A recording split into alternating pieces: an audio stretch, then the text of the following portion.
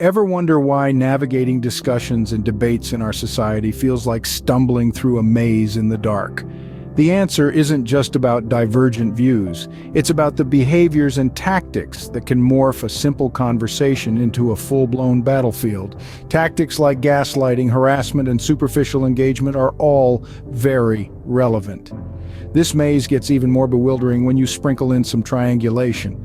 The craft of using a third party to manipulate or control the situation, which essentially is a strategy used by democracy, which I have already raised my discontent with. Now imagine this.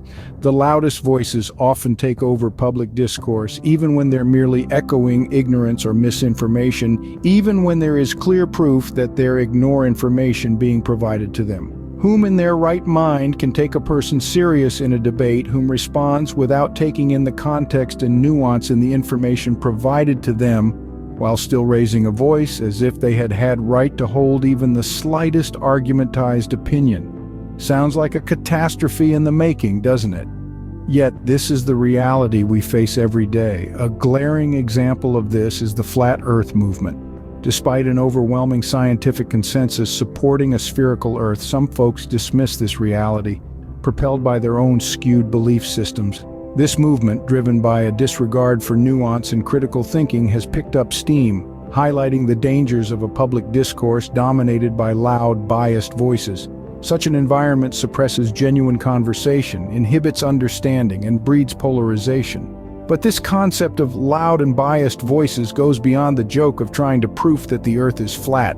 There are many people whom will be presented with information and even dare to make an opinion without even having taken a look at the information provided to them. This goes beyond any normal reasoning and just shows that some debate partners might need to simply be placed in front of a firing squad. Yes, you heard that correct. Some people need to be straight out killed because them being alive causes more harm. If you had a chance to kill a person of whom you knew they would cause harm, would you not do it? If you did not, then you would in a way be to blame for the harm caused by the person whom you failed to kill. A quote from Marcus Aurelius, the Roman emperor and philosopher, seems apt here. If someone can prove me wrong and show me my mistake in any thought or action, I will gladly change. I seek the truth, which never harmed anyone. The harm is to persist in one's own self-deception and ignorance. Quite fitting, isn't it?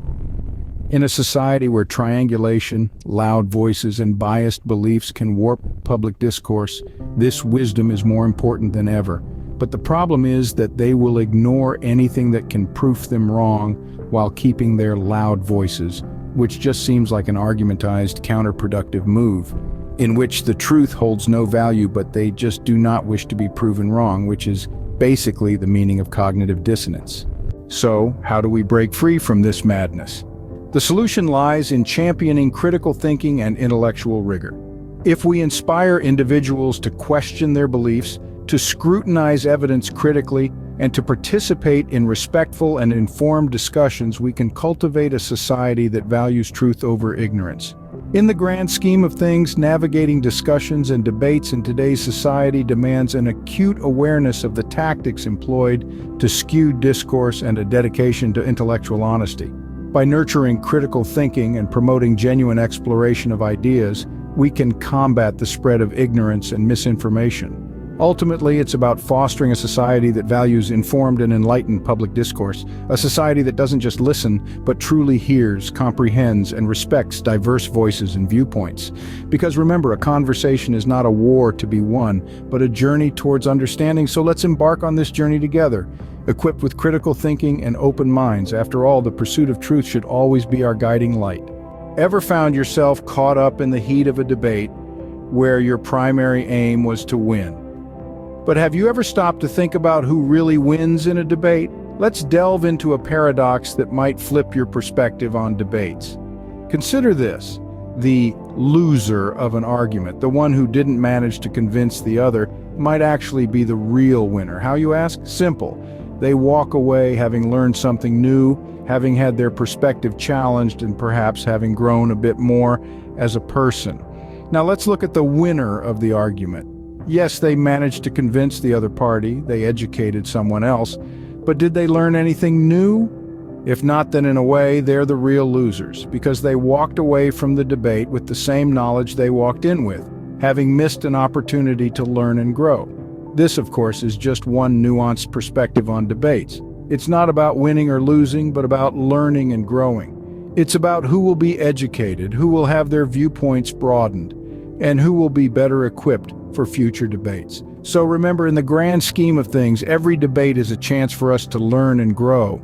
It's not a battlefield to conquer, but a classroom where we can all become students.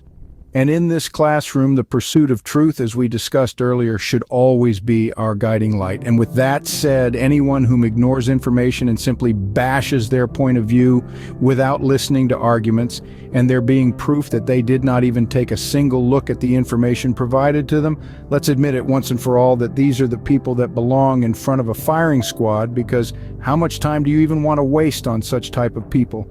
This is about I simply had enough, and I cannot take more of this bullshit, and why can these people not straight out be killed, in which, in my honest opinion, they are straight out as harmful as people whom would rape a 2-year-old child for their own hedonistic principles, in which their own pleasures supervise any moral or ethical code. So I ask you again, why can we not just straight outright kill people whom only bring misfortune?